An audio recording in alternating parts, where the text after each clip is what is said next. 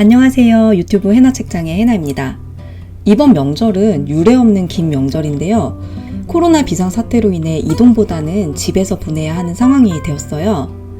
이번 추석에 집에서 보기 좋은 영화와 책들을 소개합니다. 첫 번째 소개할 건 위대한 쇼맨이란 영화입니다. 가난한 테일러의 아들로 태어난 P.T. 바넘은 소외된 소수자들과 쇼를 만들어 인기를 얻습니다. 가난과 열등감으로 성공을 향해 달려가는 그는 인기를 얻게 되자 소수자인 동료들을 배제하고 더 큰 성공을 향해 달려가지요. 그러나 그렇게 불안정하게 얻은 성공은 이내 무너지고 그는 좌절과 극복을 통해 동료와 우정, 사랑과 연대를 얻고 진정한 쇼맨으로 성장해가는 이야기입니다. 그가 세상 밖으로 불러낸 소수자들과 상류사회에서 안정된 명성 속에 갇혀있던 연극 배우 겸 연출가 칼른도 진정한 사랑과 연대, 쇼를 만들어가는 기쁨을 찾아가며 단단해집니다. 영상과 소품 그 속에 포스터의 색감과 폰트마저 더할 나위 없이 아름답고 OST도 완성도가 높아요. 라라랜드 안무를 맡았던 애슐리 월렌의 군무와 배우들의 연기와 노래가 어우러져 정말 재밌게 볼 수 있는 영화입니다. 이 영화 중에 소외된 서커스 단원들이 상류층의 외면 속에서 단단한 벽을 마주하게 되는 장면이 나와요. 그 벽은 견고하고 세계를 관통하는 문은 닫혀 있어요. 이게 영화 속의 상징으로 잘 표현이 되는데, 그러나 그때 이 영화는 세상에 이들의 목소리를 선명하게 전하면서 묵직한 한 방을 만들어냅니다. 그 노래가 바로 그 유명한 This Is Me인데요. 유튜브에 검색하셔도 클립 영상을 보실 수 있는데 굉장히 뭉클하고 전율이 느껴지는 장면입니다. 코로나라는 단단한 벽이 내 앞을 가로막고 정신적으로 우리를 힘들게 하지만 어떤 위기든 나답게 맞서 나가고 싶다는 에너지가 느껴지는 영화. 위대한 쇼맨과 이번 명절을 함께 하시는 건 어떨까요? 네, 두 번째 소개할 책은 김현수 작가님의 7회의 마지막입니다. 최근에 이 책을 읽고 저는 백석 시인의 작품을 다시 공부하게 되었습니다. 김현수 선생님이 파도가 바다의 일이라면 이후에 8년 만에 내신 장편 소설입니다. 이 책은 한국전쟁 이후 급격히 변한 세상 앞에 선 백석 시인 기행의 삶을 그린 작품입니다. 백석 시인은 1930년, 40년대에 시인으로 이름을 알리다가 전쟁 후 북에서 당의 이념에 맞는 시를 써내라는 요구를 받으며 러시아 문학을 우리말로 옮기는 일을 합니다. 백석의 시의 묘미는 향수, 아름답게 구현된 우리말, 그리고 삶의 깊이인데요. 안타깝게도 전후 사회주의 속에서 백석의 시는 전체주의 이념에 위배되며 부르주아적인 낭만이 있다며 핍박을 받게 됩니다. 이 책을 보면 사회주의라는 이념이 본질을 벗어나 왜곡되면서 개인의 표현의 자유가 박해를 받고 개인의 존엄성과 생각의 자유마저 억압당하며 사람의 정신을 파괴하는 그 일련의 과정들을 보여줍니다. 그 속에서 시를 쓰고 싶으나 시를 쓸 수 없던 시인의 마음을 김현수 작가 특유의 문장력으로 너무 가슴 아프고 아름답게 구현해냅니다. 책의 말미에 당신 노래, 얼어있던 노래, 봄이 올 때까지 라는 말이 나오는데요. 그처럼 백석의 시는 그 시대에 얼어있었지요. 그 아름다운 시들이 말살되지 않고 지금 이 시대까지 보존되었다는 게 얼마나 감사한지 몰라요. 이 책을 통해 백석 시인이 살아낸 한 시대와 우리나라가 해방과 남북전쟁을 맞은 후 얼마나 혼란스럽고 아픈 시기를 통과해왔는지, 그리고 그 속에서 삶을 견뎌낸 한 시인의 삶이 얼마나 슬프고 숭고한지를 경험할 수 있습니다. 세 번째 소개할 작품은 2019년 개봉했던 작은 아씨들이라는 영화입니다. 이 영화는 여성 감독인 그레타 거이기 루이자 메이 올컷의 소설을 새롭게 각색해 만든 영화입니다.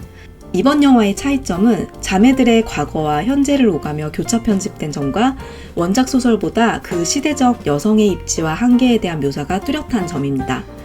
영화 속에서는 마치가의 자매들의 갈등과 성장이 잘 그려집니다. 사교계의 허영을 버리고 가난한 남자와 결혼한 매그, 여성의 사회적 활동 기회가 좁고 한정적인 시대에 작가로서 자립하고 사랑을 쟁취하는 조, 현실에 부딪혀 유럽 프랑스에서 화가로 살며 부유한 남자와 결혼을 하려다가 결국 사랑을 택한 막내딸 에이미, 그리고 병약한 셋째 베스의 죽음이 그려지지요. 저는 이 영화를 보면서 조의 이야기가 참 좋았어요. 영화에서 조는 유럽으로 가는 기회도 사랑하는 사람도 동생 에이미에게 빼앗기고 좌절합니다. 하지만 조의 진짜 행운은 이 작품의 말미에 찾아오죠. 영화에서는 당시 시대상 속에서 흥행이 되려면 책 속에 조가 결혼을 해야 한다는 편집장의 압력 때문에 책 속에 만들어진 연출처럼 조의 사랑과 결혼이 진행되는데요. 그럼에도 조는 작가로서의 성공도 진정한 사랑도 자신의 삶에서 이루어냅니다. 이 장면을 보면서 제가 여러 가지를 한순간에 잃었던 지난 몇 년 동안의 일들이 생각나면서 앞으로 다가올 행운에 대한 기대를 하게 되더라고요. 개인적으로 그래서 참 좋았습니다. 영상도 너무 예쁘고 연출에 대해선 호불호가 갈라지더라고요. 그런데 저는 교차 편집되며 자매들의 이야기를 담아내는 방식이 설득력 있고 좋았습니다.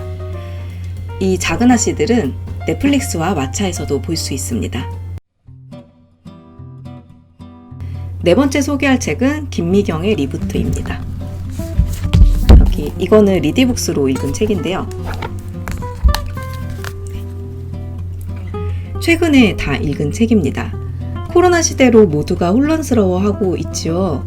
저는 자영업자이다 보니 그 혼란의 강도를 더 크게 느낍니다. 그래서 최근 돌아가는 경향에 대한 참고도서나 영상들을 많이 찾아보게 되는데요. 이 책은 코로나 이후에 바뀐 생존 공식 속에서 나는 어떻게 살아갈 것인지에 대한 가이던스를 4가지 주제로 담은 책입니다. 작가는 위기의 시대에 성공하는 사람들은 언제나 돌파구를 찾고 돈을 벌었다고 이야기해요. 위기 속에서 기회를 찾았기 때문이지요.